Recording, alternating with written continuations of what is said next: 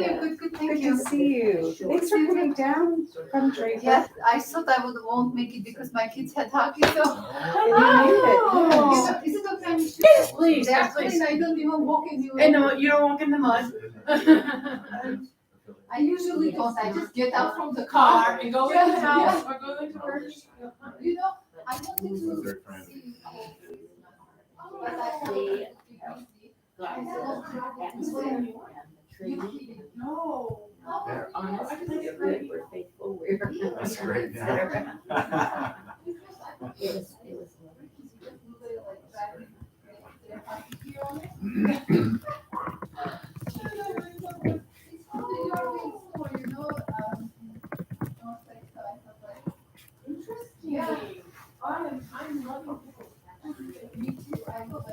So what do you do to stay busy? Or maybe you can tell us that when you are doing your, I can do I mean, do we refer to you as an emeritus professor? Is that the best way to that. say? I guess so. Yeah. You get just Dr. Smith is enough. I was going to do a quick little bio on you. Oh. And I just printed one of the many. Ray is good enough. Ray's good enough, okay. Yeah, I printed off this bio.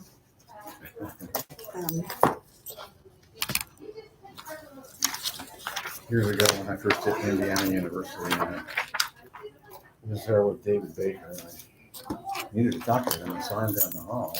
He's really a luminary in jazz education. What's his, David Baker? David Baker. And I saw him down the hall. I said, Mr. Baker, Mr. Baker. He turned around and he said, Ray, that's David. And I thought, that affected me. I said, you know, he doesn't need his title to have respect, you know, and I figure the same. If I need that title to have respect, then I don't deserve it anyway. Wow, well, that's a generous thought. So, this is really kind of a silly question, and I should know, because I'm a friend of Martha's, but did you teach Martha Sargent? I didn't teach Martha Sargent, but I know Martha well, and I've played in her group. Was it awesome? Yeah. Of course, David, one of our colleagues, Yeah. we were pretty close for a long time. He retired several years ago, but yeah. What a But you're great, not retired. what a great soul I he don't know is. how many people. And I just barely retired. Barely. As needed. Since at first I could sit also like front. Hello, welcome back. Thank you. I was here when you spoke. I'm sorry? You were going to have my name.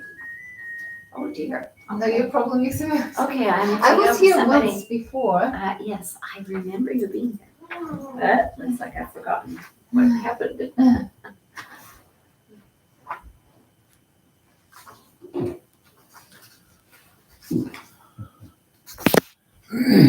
How are you doing? Good, how are you? Thank you. I So didn't much realize I fun. would see you today. Yeah.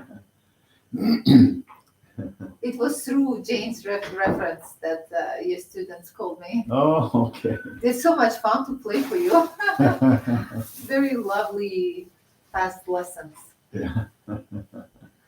There's some lessons where it's so slow. You are like that. You stop at every measure. No, it's just some teachers, they stop at every measure. Like, you know, and they comment on every like Yeah. nitty pitty, which is, I don't know. I Well, find hopefully you- a lot of that's happened before you got there. Right. Yeah, because there has to be a little flow. Yeah, in fact, your neighbors have a bunch of stuff going on, a lot of cars out there. So I was, they're doing like, or You home can, did you park organizing. on the driveway? No, I was sticking out too far, so I just Oh. parked right there. Okay. I'm sorry. I No, couldn't no, pull in for I'm you. not going anywhere. Did you Yeah. park on the driveway, Ray? Somebody usually does, so that's I good. did, yeah. That's what we want. Like I said, I'm not going anywhere. And I'm gonna bring my chair over here if I can. Just to have. Do you want a just stand? Do you need a music stand for your device? Yes, would you bring it, Uh-huh. because Yeah. when he talks, I think I'll put it right there so we can get the room. We have Annalisa, I didn't hear from Paul. Oh, he's probably playing at UVU? No, there's nothing going on today. No lessons because it's still the first week. No, it's that Utah Theater Association is taking over the whole building and we can't do any classes. I had to do my first class online. My very first session today online. Like it's a big descending, 1,000 kids descending on the Norda. So they canceled all the classes. So Okay, so Paul would be available. that's what Yeah. they can't use any rooms. Only the teachers could use their studios, but that's it. Do you want to put any lights on? Oh, yeah. Okay. So, Well, we might as well just get going. Do you want to, let's see. no news other than welcome to the new year. Well, I think we need to just let people know we're moving forward on the competition. Yes. And I want to pass a couple of things out. So we were able to put out this, no, that's the flyer. Mhm. This,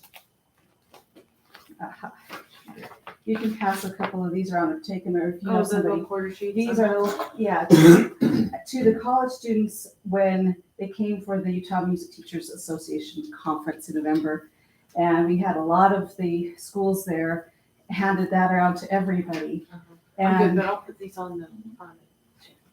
so that's coming up. We're gonna need to organize, number one, let's see, as long as we can get a couple of posters kind of ready to put up at different schools, whoever goes to the schools up north, or I could just send them out again as a poster. Like I sent one up to Logan last time and Oh, up okay. to you. Schools, university level schools. Yeah. Okay. So those would just be my only connections. If you want to, if somebody's going over to the American String, American Heritage School, because I know that the Lyceum Orchestra rehearses there, isn't that Yes. right? Yes. So I think it's Heidi who has the best contact there. She doesn't work there anymore. Okay. But I can run it out there. It's not a problem. Or we mail it to Kaysen. You know Kaysen? Okay, great. Yeah, I think either just send him an email as well so he can forward it to families, but then having a Okay. poster would be great. Great. Because we want them to be thinking about that right now this month while they're planning their repertoire. Right. So, And to get multi-duty, multi-use out of like maybe solo and ensemble or string festival, piece that they're doing. Do it also for our competition. right. And then the end of this month is, I think, BYU college auditions. Yes. Is anybody looking for more work, would like to have, so accompanying down there? I can't do it because I've got another conflict, so I've already been sending people on. Do you know about, I have no clue. A couple of Ray students will call me, but I'm kind of confused about the dates. Oh, it's Well, the it's last January time. 28th. January 28th, okay. and it's usually in the morning, right? Yeah. Up until one-ish. Yeah. Yeah, you can. Where they're gonna find do a it, few. I have no idea. In the new music building. Yeah. They're giving me room numbers already. Are they? Okay. Yeah. Yeah, they were supposed I to be can play moved in. for they need. Great, I can do that. good. And what about you, Anita? It depends on how much advance time they give. Uh-huh. Well, we're already past that advance point now. Yeah. Let's get down to the last two. So that's, fine sight reading, whatever they. oh yeah, I know, that's wonderful, thank you. Yeah, I have another student who is playing the same piece that you're playing for another person, but his accompanist suddenly realized, and she's been to 2 or 3 lessons, but she realized that she's going to be in Mexico on the day of that audition. So she sent her cousin in to the lesson this last week, and her cousin's a high school student. She's a pretty good pianist, but I don't think she realizes what she's in for. Is it for the Dubois? Yeah. Oh, I'm doing it. Are you? He contacted me. Yeah. I've got the music. We're going to Are practice. you talking about Azer? Yeah. Oh, great. I'm doing it. Well, I tried to let her off the hook. I said, look, this is going to really this is gonna ruin your life. Yeah. This is not easy, this is, Uh-huh. you know? And he's supposed to bring her in next Tuesday, and I thought, well, at that point, I'm gonna have to decide, do we fire her? Oh, I think she's already been So it sounds like it's already let go. getting, you know, Yeah. that worked out. Good, Yeah, good, good. yeah, baptism by fire. Oh, Yeah. I would Oh. not want to do that. No, as a she- high schooler. She wasn't up to it all. Yeah. Yeah. Oh, here comes Emily. Come on in. All right, well, I'm gonna start with our just brief introduction to Ray Smith. And we're really glad that he agreed to join our organization. I've just worked with him in his studio for the past couple of years, and then he retired from BYU. And he's going to tell us what he's doing to stay just as busy now. But he was busy very much up to this point. And what is really impressive about Ray is his versatility on all the woodwind instruments in all the genres, jazz, classical, anything modern. He's your man, and he's just played with some of the greats and left an incredible influence, not only at BYU, but for the whole state. Anybody who's been lucky enough to work with him in a coaching or just hear him perform. So I've just been impressed with the number of jazz festivals and recordings. And how many years were you at BYU? 40. My goodness. My dad was a teacher in the public school system for 35, and I thought that was that. So did they throw a huge party for you when you left? Well, we did have a final concert, and they made a little fuss. As they should. So we asked him to speak about special considerations when working with woodwinds for us as pianists, and also maybe as coaching younger pianists, what to expect, what they going in. And I thought maybe phrasing this question, what do you wish all your collaborative pianists knew when they came into the first lesson? A lot of times, the first time I've seen the student is when we have the lesson. Sometimes we don't have that rehearsal beforehand. So Ray is hearing us perform together for the first time. I'm sure that's not what he told his students to do, but that's often what happens. So he's seen these very, beginning attempts at putting the music together. And he's also worked with, because of woodwinds, I would say, I've done so much French music with you. Are there any particular considerations in the different genres? But I left it pretty open to whatever he wanted to say, and we'll just turn the time over. But I do hope that you have questions that you want to ask at the end, and just keep it fun and informal, and whatever you'd like to say, we would be just thrilled to hear. So thank you. Can I just ask your name before we get started? Annalisa Eccles. Yep, and I was at BYU several decades ago and accompanied a few students under you. So Okay. Were you Eccles then, though? no, I was Carlquist then, but Oh. I just a couple, just a Okay. few saxophonists at the time. Yeah. Yeah. And do you know Anita? Anita Call? Just Yes. Oh, okay. yeah, getting yeah. acquainted. And you already know, yeah. I worked with Beata and And Julia. Julia. Yeah. Jane, and also. Annalisa. Annalisa, yeah, almost 30 years ago. Okay. Well, just to explain a little bit further, I did just retire. July 1st was my first day of retirement Oh, from BYU. And that did complete a full 4 years there, but I had 3 years before that at Murray State University in Kentucky. So that was 43 years of college teaching. And that's a lot of juries and a lot of recitals and a lot of accompanists. And Julia said there might be some younger pianists that hadn't had as much experience, which If you don't mind. you were very experienced, so I don't need probably to say some of the things I thought of saying. I'm just gonna squeeze my hand. Oh, yeah. I do play all 5 of the woodwind instruments. I've done recitals myself on all 5 woodwind instruments, and I've also played recitals where I played all 5 of the instruments. I've seen that. Not recently. I can't get that kind of practice time anymore. But I've also recorded on all the instruments, played them all in pit shows. In fact, I played in every woodwind section in the Utah Symphony as an extra. So I have a pretty good feel for woodwind instruments in general. Even bassoon? Yeah. Wow. Yeah. Bassoon's getting hard though with my thumbs. I got a lot of arthritis in my thumbs. Got to be all thumbs to be a bassoon player. But yeah, so it's been a great ride, and I did retire from BYU, but I have not retired from life. Yeah. And I am still teaching private lessons 3 afternoons a week. I'm also really busy in my recording studio. I have a recording studio at my house, so I keep tomorrow morning. I have a violin section coming in, and we're cranking out CDs and what have you.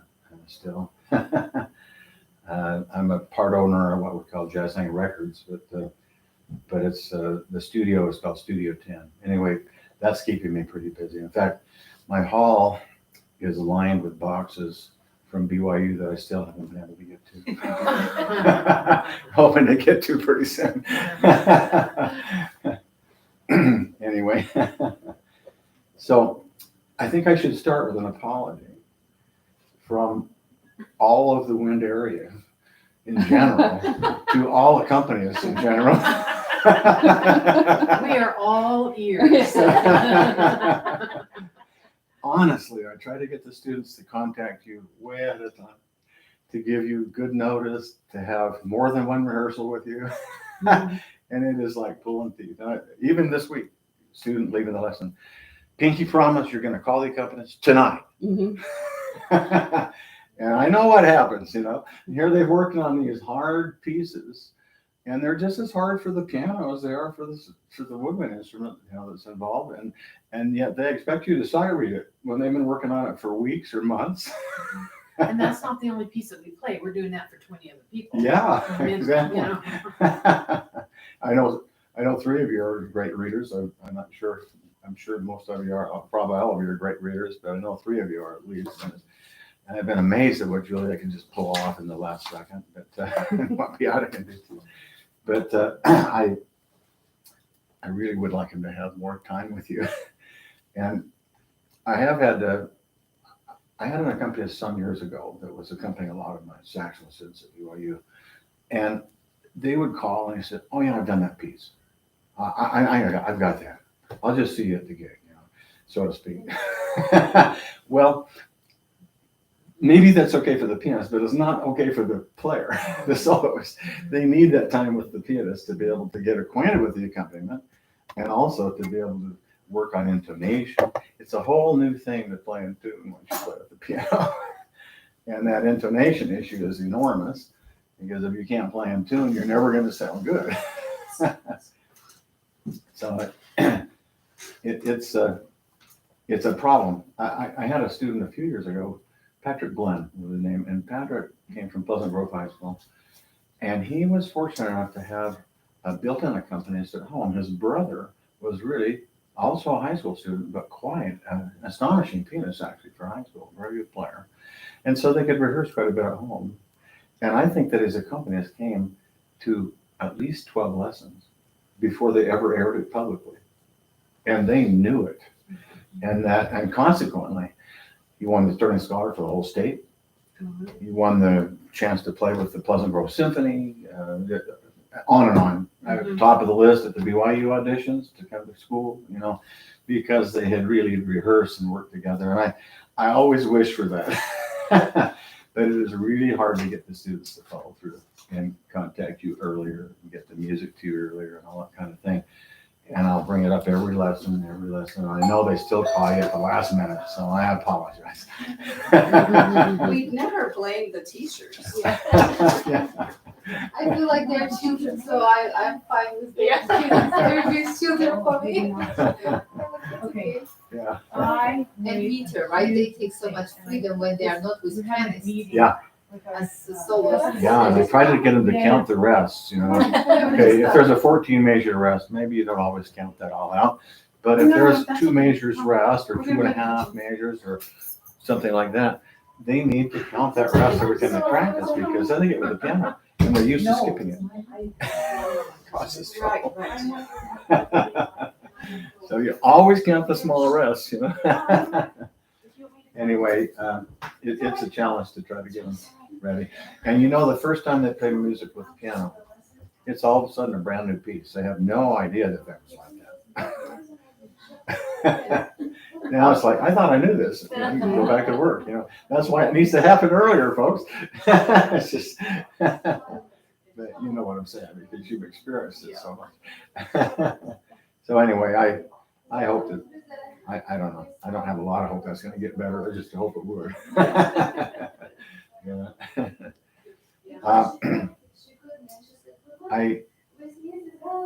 I think maybe a few things that are unique to woodwinds might be, and even brass might be some help, just to have a little bit of a knowledge of what they're dealing with. You know, the reed. I mean, if you're playing a wood instrument other than the flute, you're dealing with a reed. And the reed can be a real big pain. And when the reed is working, yes. And when it's not working, nothing else works. It's just like it's miserable. And so I try to help the students realize that they live in Utah. It's dry here. And you feel it on your skin. You need to put lotion on your skin. You feel it in your eyes. It's dry. And your reed knows that too. The reed is used to a more humid climate where it grew up. So when it gets really dried out, any piece of wood, when you wet it and then it dries quickly, it's going to curl up. It's going to warp. And that's exactly what happens. And so in Utah, they sit there and they let the reed sit there in the air for a minute, and then it's not playing. And so I try to get them to keep the reed. I'm a fanatic about it. I don't always slobbering on the reed. Keep it wet, but it makes a big difference if it's sealing on the mouth. And the thing that really matters is if you were to take the mouthpiece off and put it on your hand and suck the air out of it, it should be, there should be a vacuum inside. There should be some suction there.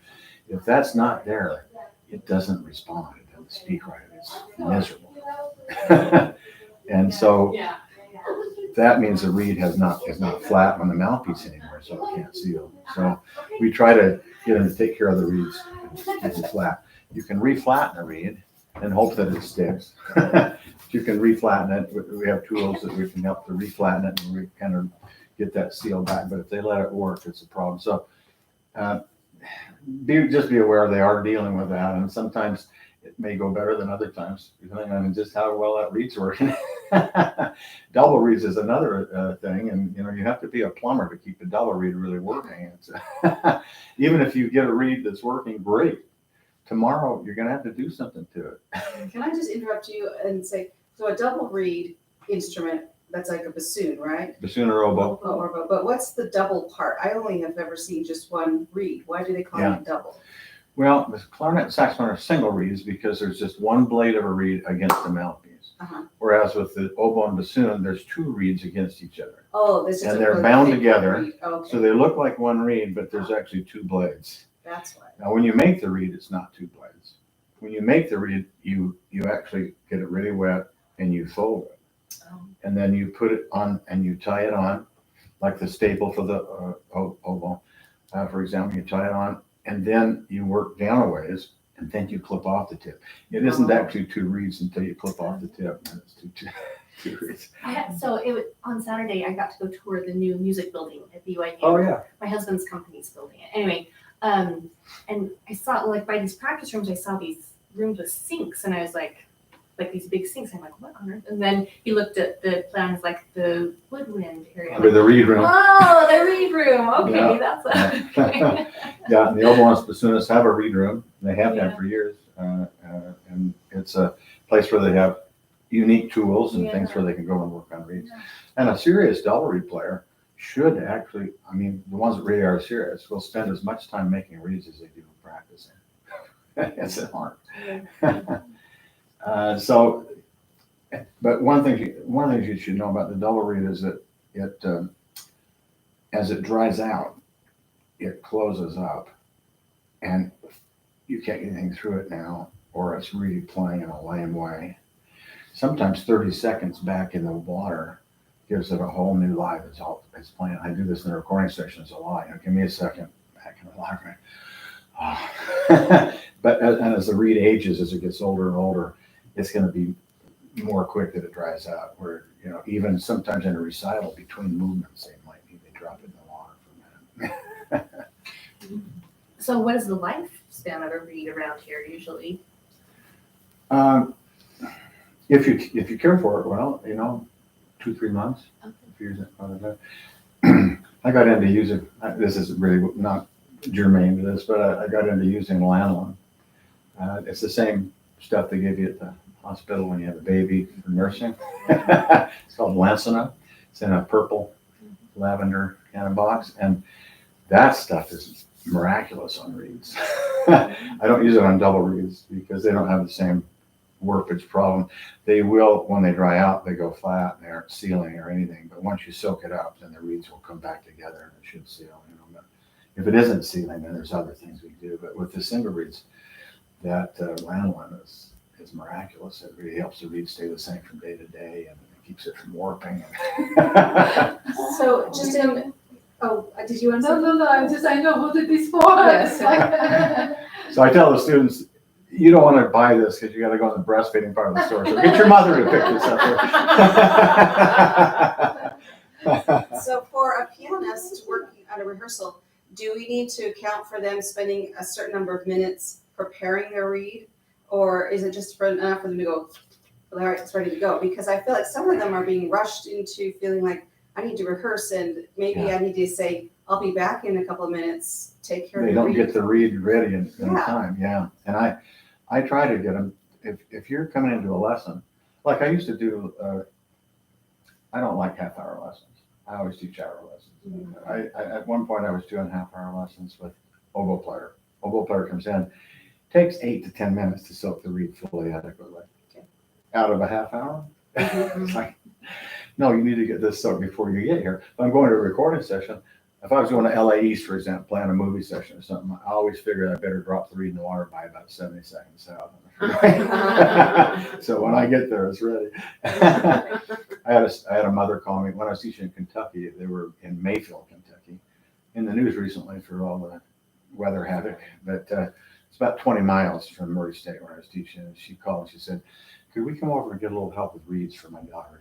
She said her reeds just never play well. So she got there and I said, let's hear you play. The reed didn't play. I said, well, it's totally dry. Do you soak your reed? Oh, well, no. I said, so when you get to the band rehearsal, your band director asks you to give you a tuning note, right? Yeah. And you have to play immediately. Yeah.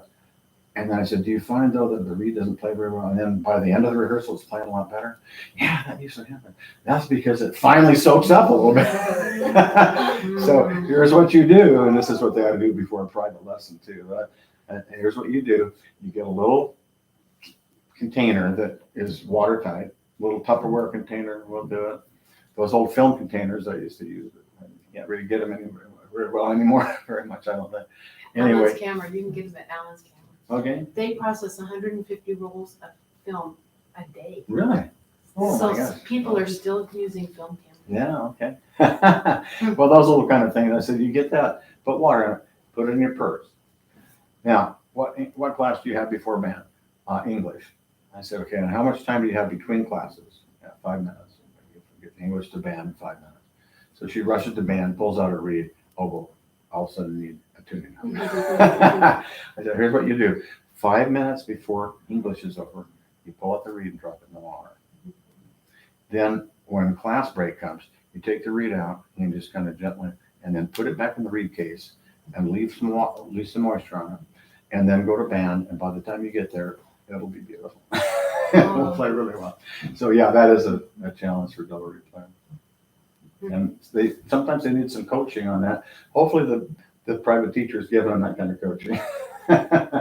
But sometimes you're going to be the recipient of it. Didn't happen.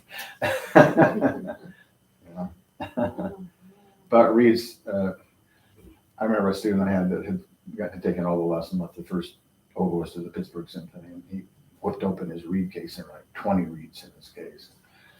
And the student said, tell me, what is it like to be under the pressure to have a great reed every day of your life? And without even hesitating, he said, reeds have ruined my life. When Daryl Stubbs retired from BYU years ago, and Galen Hatton was still there, he was the French horn teacher at the time. When the woodwind quintet would go out, Daryl and Galen would room together. So at the faculty thing, when Daryl was retiring, they thought, well, Galen will have some funny anecdotes about Daryl. So they asked him to speak a minute and to talk about Daryl. He got up there and he said, I've racked my brain for some kind of funny anecdote about Daryl. And he says, all I can ever remember in the hotel room is him sitting there working on reeds. That's kind of how it is. It's a real commitment. Even if you were able to buy a reed, you still got to be able to do a lot of stuff to keep it going. So it's challenging. We picked the right instrument. Now the flute doesn't have that issue. The flute has a whole different set of issues where the mouth has to be able to work properly. The embouchure, we call it the embouchure, of course. And the brass players have the same kind of issue. In fact, flute and brass have a lot more parallels in terms of blowing, response, and all that kind of thing than flute and the other woodwinds do. The flute and the brass are similar in what the mouth has to do, other than the fact that the brass have to buzz the lips and they don't have to vibrate the lips. But we still have to do all the same kind of control things on the flute. And so that needs to be a good warm up. And again, a serious flute player is going to be spending an hour warming up before they actually play any actual music. And brass players are like that too. I tend to be, so if they show up and they haven't had a chance to warm up, things aren't working right. Yeah, but then how long can they last? If they've warmed up an hour, Yeah. can they last a whole recital? And probably on the day of the recital, they wouldn't warm up for an hour. Yeah. I remember when I was at Indiana University and they put all the brass players in the practice rooms in the old part of the building, and the ventilation didn't work properly over there, so they always have the windows up in winter or summer. And so you'd walk through the parking lot and you'd always hear Herbert L. Clark's television there. And I thought, you ever heard it? It's like after a while you say, I wonder if brass players actually play music. But flute players are like that too, they have to warm up a lot. And so if they're not warmed up, it can be a challenge for them. On the other hand, that's a good daily practice, but the need to warm up that much is kind of a crutch too. They should be able to pick it up and go with a little quicker than that. There's also an endurance challenge, of course, for the brass, because Jane brought this up, that the brass players, after a while, they're going to lose some strength there. This is also true for your woodwind players. Flute, if they're playing correctly, not so much, because the flute is a relaxed embouchure. They should get tired in their diaphragm, stomach area. It's really, diaphragm's a misnomer, the abdominal muscles. They should get tired there, or just generally physically tired before they get tired in their mouth. But if they're playing tight, playing wrong, then they could get tired too. But all your woodwind players are going to have that challenge of lasting. So I usually tell them, look, on the day of the recital, for two reasons. You get up in the morning, do a brief but good warm up, and then put it away. Don't play it again until it's time for the recital. And don't play any of your pieces during the day of the recital. All that's going to happen is you play something and you miss something. You say, oh, I thought I knew that. And you start getting freaked out and you get all wired, and it's not going to help you any. I said, here's what a lot of the saxophone pieces were written for a saxophonist named Cecil Leeson. He had a kind of a cool way of getting ready for a recording session when he recorded those pieces. The night before the session, he would play everything at half speed perfectly. And then he just put it away and go to bed. And he didn't play it again until he played it at the session. And he let that half speed just incubate in there overnight. And went to bed feeling like he had some control instead of coming to the recital feeling like, I don't know if I can do this or not. I used to do it not only half speed, but zero emotions, because I think we emotions get expendable. Like Yeah. if you put your whole heart and soul, Yeah. then it's very hard to do it again. It's like it's very little what we have as emotions, you know. That's why for something we cry, and for something we are totally like cold blooded. Okay, we saw accident, and we are like, okay, you know what I mean? Yeah. Like it. I did have one recital where I was really uptight because of the accompanist. And maybe we'll talk about it real quick, but this fellow named Larry was a music student at the university, but had joined the church just recently. And so I met him at church, actually. And he was a really good pianist. So I asked him if he'd play for the recital on the Riviera Concerto for flute. If any of you've done that, it's a fairly challenging piece. It's got a lot of double sharps and clusters, and and the recital was at 8:30. I lived really close, so it was just before 8, and I was just about out the door. The phone rang. This is way before cell phones. The phone rang. Ray, this is Larry. Yeah. He says, the recital. Yeah. He said, I can't make it. I said, what?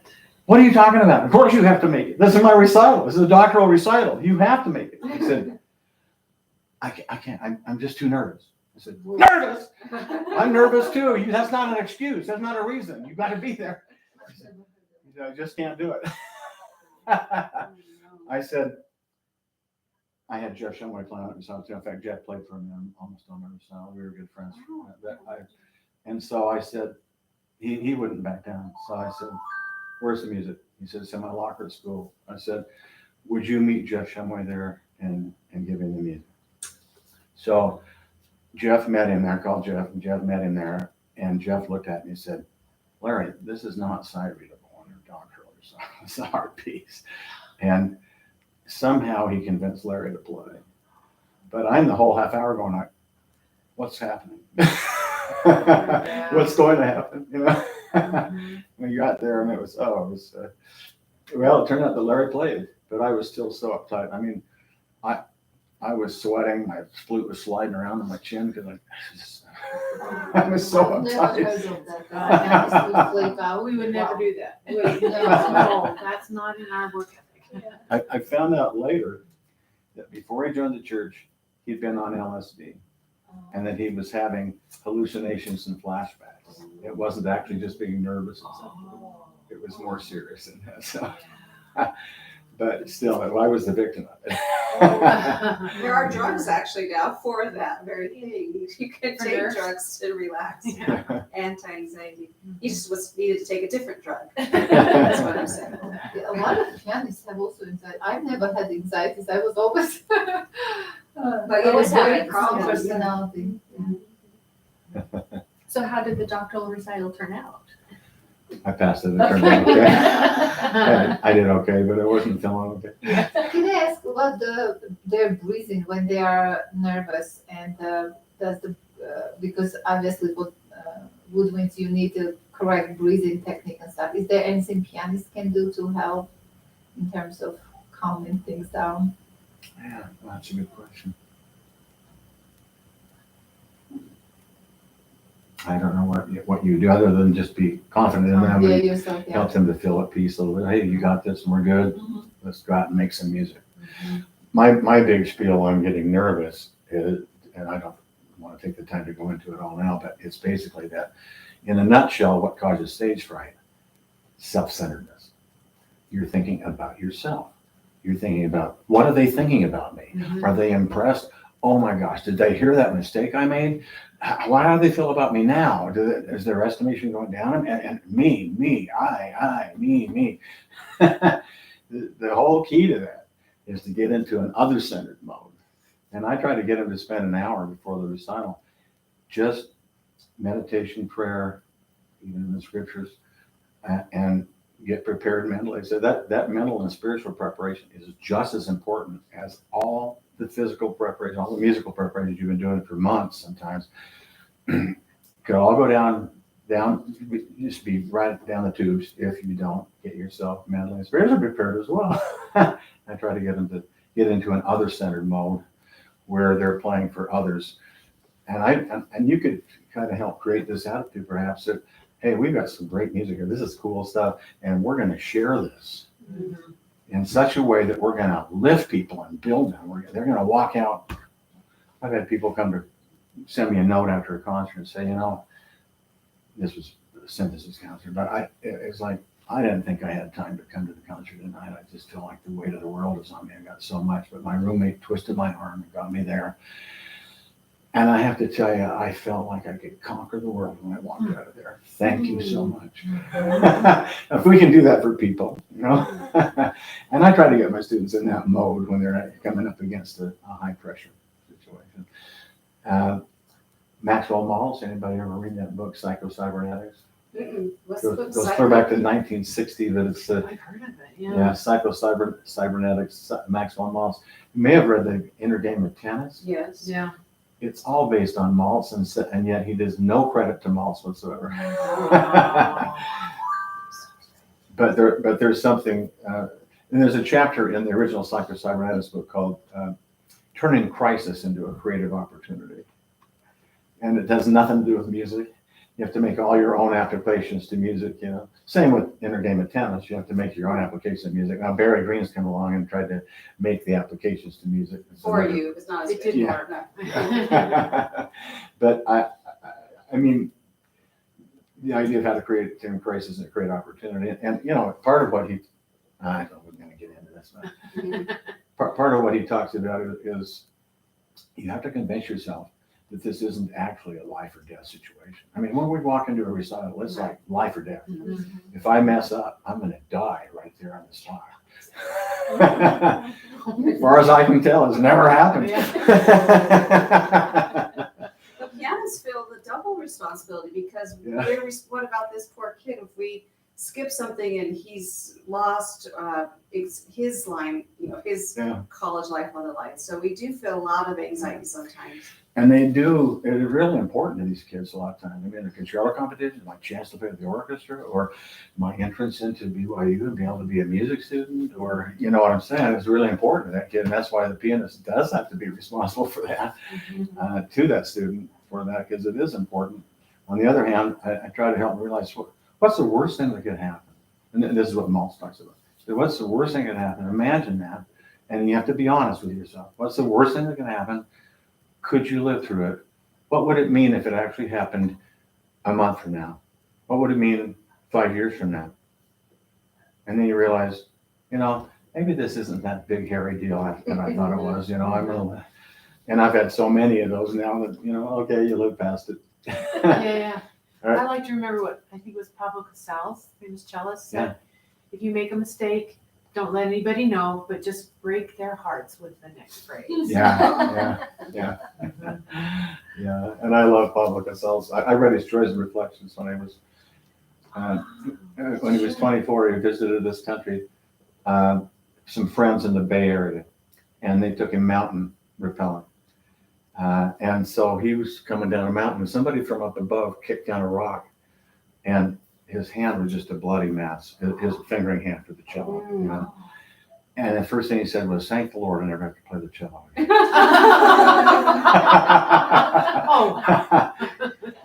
He says, I guess psychologists would have explanations for why that was the first thought that came to my mind. But he said, there is a certain bondage or slavery that goes with this business that sometimes you wish you could get out from under it. Of course, he never did.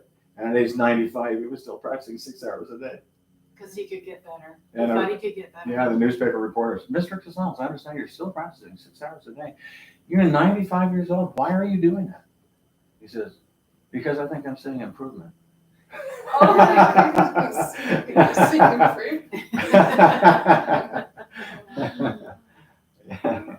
Inspiration. Yeah, it's very interesting how you talk about what before the concerts, I guess even being on time for the pianist and stuff to calm things up. If it's hectic and one is running late or perceived as late, that's the nerve-wracking part. Boy. Right? Let me tell you. And I've had some students, not so much the pianists recently, but we were doing some things with a kind of a Baroque trio where we have the pianist and then a cellist or a bassoonist playing the basso continuo line, and then the student, and the cellist didn't show. And the student's just on pins and needles and trying to text them and can't get an answer. And yeah, that doesn't help. Yeah, that's a real example just from a couple of years ago. But oh, I thought when she finally did get it, I thought it was another night. I'll be there as soon as I can. But yeah, that's a freak out. Thinking about the worst things that could happen. This happened to me one time. I thought, what's the worst thing that happened? Well, what if my horn just like breaks down on the spot and I can't play anymore? It happened. This was about 1985, 86, somewhere in there. And I was playing the Desenclo Cadence Prelude and Finale. It's a really challenging piece. And we had just gotten to the finale, which is a really hard part. And I just started into it. And one of the high keys on my horn just went bing, and it flipped off and hit the wall. Oh. And if that hole is gaping up here, there's nothing else going to happen. And this is why I always have repair tools with me whenever I go to a session or even on the stage. I'll have something with me because I had to send a student downstairs, get a screwdriver, little screwdriver, got it reassembled, letter E, and we finished it. But you know, really, what it is, what's that now? I mean, that was a crisis at the time, but crisis plus time equals humor.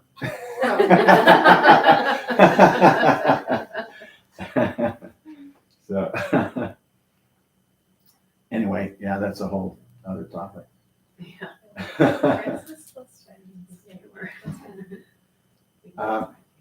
Okay, how to run a rehearsal without the teacher there? Mhm. What can we do as pianists to help the inexperienced? Jane, you're really good at this, and I appreciate it. And I feel like the pianist should never be afraid to do some coaching because you're actually a much more experienced musician than that student. And you've had a lot of experience with accompanying too. And I think I appreciate it because I know Jane will say, let's go that again. You're not quite getting that, or you need to do this, or we need to do this slow for a minute. And she'll actually do it like a rehearsal. I think you should not hesitate at all to do that because you can help coach them a lot. I do think there's a little bit of a thing, and I don't think this is an issue with all of you, but I don't know who's watching, but I might see it. But I've occasionally dealt with accompanists that are trying to accompany too much, in my mind, where they're trying to follow the student in every little way. And really, I've had to say to somebody accompanying me before, don't follow me. You keep the time, I'll keep the time, I'll see you at the end, we'll be okay. And actually in the lessons, and I think Jane's seen me do this at least, I'll clap that beat with it, and it's amazing how everything just suddenly lines up. how it's like a magic trick, you know. And so I think don't hesitate to hold the line and say, you're dragging right behind me. Yeah, that's revelation because I know that as a soloist, I can manipulate my tempo, so not unknowingly. Mhm. It happens to all of us. Mhm. And so likewise, they could have manipulated, just let's slow Right. down. And if you follow them, you're reinforcing that and they wouldn't know. Right. So your first responsibility as a pianist is to say, this is what the pulse is. And then there's a discussion about what's going on right there. But a professional or a more experienced woodwind player is going to tell you in advance, I want to do this section rubato, so I'm going to take some liberties here. Yeah. They know they're Right, doing that. right. And that's when you, want to follow Yeah. and listen And to if there's a all the retard nuances. coming up, of course Right, you can but follow. if you, your primary job is to keep the beat number one and then have the discussion later about it. So, Yeah. and that's a good reminder to us. It's a real challenge for young pianists because most of them don't keep a steady beat for a long time in their early piano growth. And I have my own theories on that might be offensive. I don't know. We want to know. Yeah, she teaches. Yeah. But we don't let the kids beat their foot at all. After all, they're going to have to use it on the pedal. But I think that it's a mistake to expect a young student to internalize the beat, having never externalized it.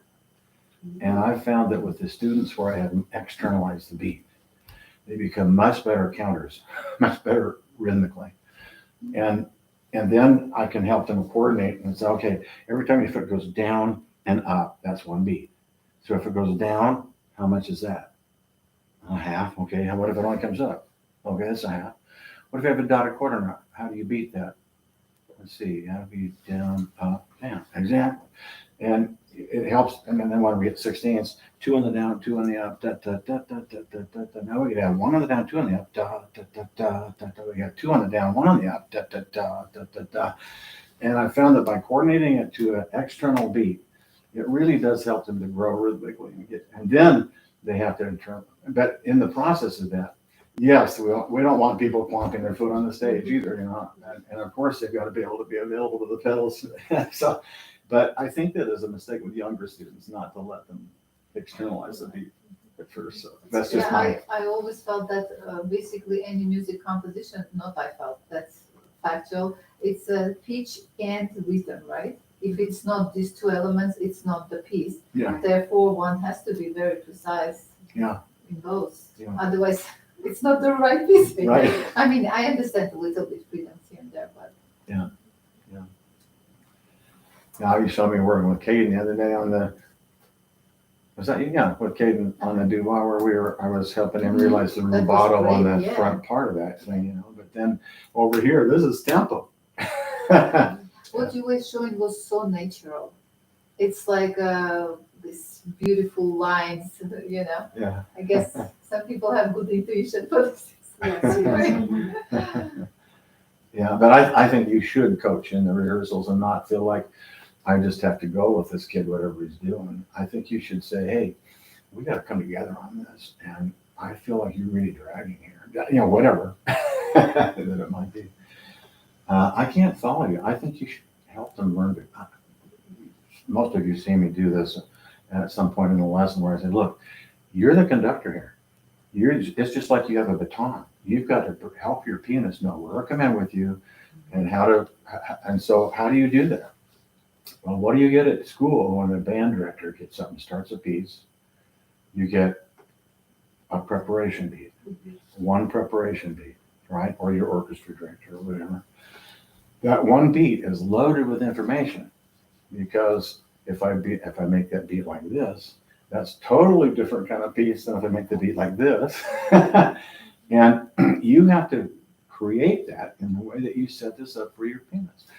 And you don't necessarily, and your instrument is kind of like a baton, but you don't want to be moving around too much. A gentle nudge with the instrument is all okay, but really, you can do that with your breath. If you breathe with exactly one count in the speed and in the attitude, then your pianist will be right on it with you. You know exactly what to do with you. That's so great to kind of coach them because they might have heard you say that in a lesson, Yeah. but then just it went right over their head, and they'll like, okay, I'll already start. 1, 2, 3, 4. and I'll stop. I have them, it. you know, and Yeah. I don't need to do it. But I think we can say things in phrases like what you mentioned. I'm having a hard time following you. Could we try this with the metronome? Yeah. You know, where it's not accusatory Right. or anything like that, but it does definitely make it feel like you're trying to be a team with them, and it's Yes. like if you can't, one person can't succeed if the other one doesn't. Right, exactly. So just following them is sometimes, like you said, just making a bad thing more reinforced. Yeah. But I think we need to pick up on those phrases and like Jane's great at it too, like you said, that might sound a little sharp. Could we check that pitch? Or, I mean, Yeah. you hear things in lessons that I'm not really paying attention to, and I Right, wish you I get your could. hands full. I need to pay a little bit more attention to help them too with certain things. Like high pitches are usually where you are finding their intonation the worst. So often those high pitches are going to go way too high. Yeah. Is it because they are, do they know how to fix it? If you say this is sharp, would they know what to do? Hopefully. But I warm-up exercises that I give them help them develop the capacity to change pitch. And then if they just need to hear what the pitch is correctly. But young players come up with their band director saying, you're flat when you go high. Well, their embouchure isn't developed, they don't have support working right, and they're kind of flat. And so they learn how to kind of pinch up and bite up there and stuff. That's So bad, how you know, and then it's really hard to get rid of that later. And sometimes I use this image. I say, when you sing, you go da da da da da da da da da da da and strain up for it. Well, you know, no, if you watch a good singer, da da da da da da da, the higher it goes, the deeper, lower it is. It's not exactly the same on your instrument, you know. You got to blow down. And I talked to them about blowing in contrary motion. Their fingers are going up and their blowing is going down. So they arrive there at a reasonable spot. Instead of they're blowing up with their fingers going up and they're going to go right off the map. And there's a lot of issues with that. And some instruments are more flexible than others. Like the saxophone has a lot of variable pitch, you know, and so that's why there's not much middle ground there, you know. You either sound pretty good or pretty bad, you know, sound middle. But clarinet, though, for example, you're playing right at the top of the pitch all the time. And so when you play up, you're playing up. And when you play down, you're still playing up. You play up as you go down. If I was playing the Schumann fantasy piece with clarinet, has that place where the D D da da da da da da da da D da da. I'm still playing high D. All the way down. The clarinet's a completely different. Does it tend to flatten? Is that what you're saying? Most of them will tend to try to blow down as they go down. And it flattens the pitch. And it not only flattens the pitch, but you lose the quality of the tone.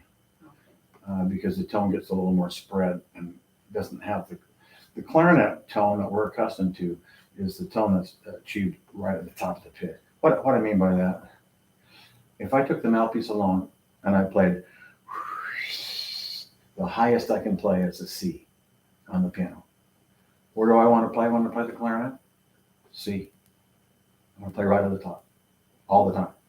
That's what gives that certain clarinet. That symphonic tone that we're accustomed to, yeah. Whereas with the saxophone, on the alto saxophone piece, I could play from a C sharp to a C sharp. Where do I want to play? About an A. I want to play down into the middle of the pitch. Okay. So with clarinets, then they'll say, play level from the top. With the saxophone, I'll say, play level from the middle. Let's play an F scale. F's right in the middle. Let's play the F. Get a good sound. Now, see if you can keep blowing exactly the same way your fingers go up to the high F. Nope, you lost it at about high D, where all of a sudden you're pinching more. Let's see if we can go a little more. You're training the mouth. Yeah, in those. yeah. It's the mouth and the oral cavity. There's a whole lot that's going on in the oral cavity. Yeah, which is in, you know, piano repertory. You can kind of see it, everything you're dealing with. Whereas woodwind and brass repertory, it's invisible. And so it's hard to demonstrate it. It's hard to solve problems. It's hard for the kid to figure out what's going on inside. You know, it's all in this. So our pedagogy's a lot more mysterious. Yeah. We need masters in everything. That's what I always feel. You know, this real mastery of instruments tends to disappear. And it's like my biggest fear. You know, like details, like you say, you know. Yeah. One does not get to hear it. Yeah.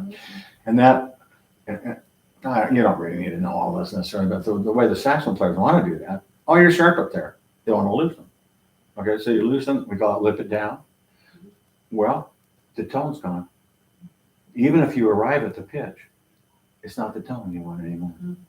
And so I tell my students, the single most important thing you can develop as a saxophonist is the ability to regulate pitch without changing your embouchure. And I have several warm-up exercises they do for this. So what's happening is they're not changing the embouchure, and they're doing it with the tongue and the oral cavity shape and direction of the air and all that. So it's like singing. Right? And it's, yeah. And so if they've done those exercises, then they should have the ability to change the pitch if they hear it correctly. And so then you've seen me do this deal. I hold that note. Well, we did it the other day with Tatum too. Hold that note. Okay, come to that line. Hold it. Oh man, I exercise reaction. But see, the right answer isn't necessarily pulling or pushing that mouthpiece or that tuning slide or whatever it might be. It's usually inside. And assuming we're in the ballpark, then it's stuff that's got to happen inside. Well, should we try to get to any question and answers that we might have? Because our time's kind of running out. I have a question Let me for see you. if there was any else that I really should bring up. Just the lid. Okay. Balancing with different instruments is different for sure. The bassoon does not have nearly the dynamic range that the saxophone does, for example. With the saxophone, if we're doing a full concerto, I'd put the lid on full stick. But I wouldn't dare do that on the bassoon, so I don't think. And usually with the bassoon or the flute or something, you might have a hymn book in there. Yeah. Just up a little, you know. Okay. So a little practice for how the lid should be with that instrument is always a good thing, I think. And temperature versus pitch, you should know this too. When a wind instrument is in a cold setting, it will go flatter and flatter. And a string instrument, even like the piano, in a cold setting, the strings contract and get sharper. And this can, oh my gosh, I played a thing when I lived in Kentucky, I played in the Methodist church, I was playing flute with a harpist. And we went into practice in the middle of the week, and then the heating wasn't on. And she was like way sharp, and I was like way flat. Hard to meet. Yeah, but realize that if the temperature's on, and if it gets really warm, then it's just the opposite. The woodwind instrument's going to go sharp, and the piano's going to relax a little bit. So when they come in to rehearse from a cold environment out there, it's gonna take them a while for it to. Yeah, so they'll come in from the car, and the instrument's freezing, and they come Yeah. right in and start playing. It's going to be flat at first. So we're encouraging them to come earlier, or you can overlap your time. So then if they push in for that, in a little while, they're going to be really sharp Sharp, because they're going to yeah. warm up. So I So, mean, they need to adjust later. Yeah. Okay. Just, we'll be patient about it. yeah, so In clarinet, the lid is a little bit fuller half stick maybe, because. depends on the piece, but most of the time I'd probably handle the clarinet and the flute and the bassoon. And probably the oboe too, just a little, like a handbook, a book size in there. or something. Oh, Stick sometimes. Yeah. Even the half stick might be too much. The small stick. Okay, what I'm gonna say bugs me. It's one of my pet peeves, and I'm not on a rampage, but I'm gonna try to stop it. It really bothers me when I'm in a lesson with you or whoever, and that you're giving instruction and the student starts to play before you're done talking. Yeah. Just to prove that they, I'm gonna try to do this, but Yeah. I will, if I get a private moment with them, I will say, please let your teacher finish speaking. Yeah. Before you try to demonstrate. That's kind of you to do that. Okay, all right, does it bother you too? Do Yeah. you try to stop it, or, I don't know. Depends on the kid, probably. It does to a certain extent. Some kids are a lot more teachable than others, as you know. So. Yeah. Some kids Does it already know bother everything. anybody else? Does it bother you when you're teaching if they start playing when you're still talking? Yeah, okay. I'm not wrong. Yeah, and you were talking about counting off. I Yeah. had that on my notes, that if they do want to count the piece off, that's kind of a jazz influence, saying, no, we don't count off in this style. You just need to give me one preparation. Yeah. Yeah, I think we talked about that. I would say that I have had the companies that come in really prepared and others that don't. I mean, you owe it to the student to be prepared, especially if you're charging. And you could charge them, I think you charge for preparation time all the time. It's new repertoire, yeah. Yeah. So I already know that I don't. But you also should be realistic about whether you can actually fit that in and do justice to it. And if not, it's better to make that change earlier than later. So. We're the people that get the second call. Yeah. We're not the first singers. Exactly, yeah. Grandma tried, but you Yeah, couldn't do it. yeah, exactly. And they always say, have you got a pianist? Well, there's this lady in my ward that plays pretty well. I said, she plays hymns, right? What else does she do? You gotta have somebody that plays way more than hymn level on this. Yeah. Yeah. And here's one other comment. I think if you haven't already done it, I think you should set up Venmo. It's not that hard to set up Venmo, We have it, yeah. and it's super convenient for the kids. That's how everything happens now. And it makes it a lot easier to get things happen now. And yeah, you know what I'm saying. And of course, keeping good records is really important as a teacher, as a company. It's just like a teacher. Keep good records so you know exactly always where you're at week to week.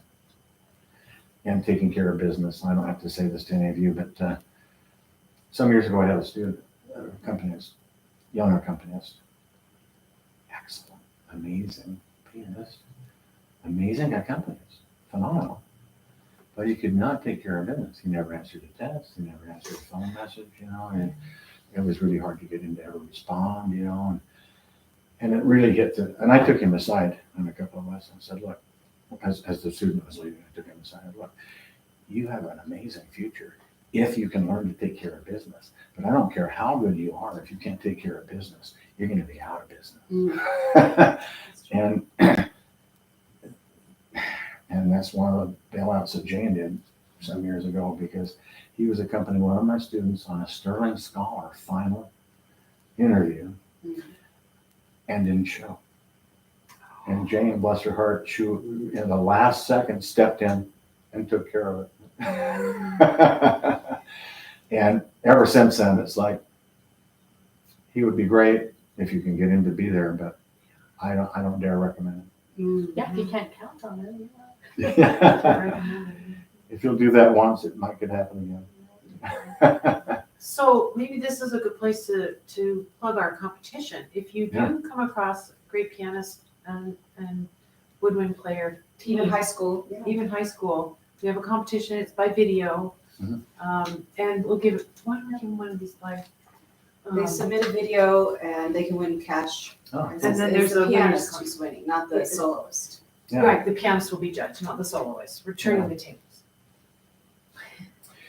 Cool, okay. I was, I also wanted to mention this, that I know Jane always comes with all of her music in a binder and Sometimes the page turns, yeah. And so she's able to not have pages falling everywhere. And I had a hard, Jeff Chungway is never going to forgive me for this, because we were doing on a doctor recital, we were doing the Hillendale waltzes for clarinet. If you ever done those, are pretty challenging. I gave him Xerox copies of it. And I didn't tape him or anything. And so he was just moving pages, and there happened to be a vent, and it started blowing pages off. That's really on us. I like to have the pages loose so I can put them back to back how I want, or put them in whatever device. And I understand that too. I never made that mistake twice, I'll tell you that. I think if I was a young accompanist, I would get set up so I'm using the largest iPad with the Bluetooth pedal. That's what she said. And you can split the page so that you can turn half page and then turn the other half page later and stuff like that. Pretty convenient. That's the future for sure. Oh, I don't accompany without my iPad. Yeah. Me too. Do you have a little separate power bank that you take with you and cord? Oh, I make sure it's fully charged, and then it lasts hours and hours on a full charge. Yeah. But yeah, if not, then I'll make sure I have. Yeah. Sometimes I have 10-hour days, and it won't last till the end of the day. Yeah. Then I've definitely had times where I've taken the charger cord and just set it right on the phone. So the companies would come with their soloists, but they would judge the accompanist. Yeah. Right? Yeah. Cool. Yeah. They make a video, and we'll judge the video. But we just judge the. That's only fair that happened. I know. I've had a couple of experiences like that. Jay Mockley, who was taught piano at University of Moscow for years up in Idaho, we were students also, and when I couldn't get Jeff Schilling, I get Jay. And Jay accompanied me on a recital on the clarinet, Brahms F minor sonata. And later, he asked me if I'd play with him on his recital. So I was lucky. Yeah. See, that's what, like, if they're putting just something together for solo and ensemble. Because that's just as big a piece for piano as it is for clarinet. Maybe more. And that's a great way to network, with your buddies. Yeah. I had another experience like that. The E. Mona Smith piano competition, which I don't think it exists anymore, but it used to be the big scholarship competition at BYU. And the students had to go through a series of things. You remember this, Donna? Yeah, I do. Yeah. And one of the things that they had to do, besides solo piano, they had to do a chamber piece. And the piano faculty would choose a piece, and they all had to play that piece with a soloist. Well, they chose, without consulting me, they chose one year the Musinski Sonata for alto saxophone. And so the 10 finalists, I was the accompanist for 10 finalists. So I had to rehearse with 10 different accompanists. And then we performed it on the Dion recital stage. and played it 10 times in a row. I got chops. And 10 different ways, probably. Yeah. I remember Paul Pollard running down after that. I said, "That's amazing. I had no idea you could play like that." But it was a challenge for me. You Yeah. should have said to him, all right, your turn next. Yeah. Yeah. Well, I can't think of anything else. It'll probably come to me, at 4:00 this afternoon. I'll just text you and say, what do you think about this? Well, it's a privilege to be with all of you. I really admire all of you. And I hope that maybe this has been of some little bit of help.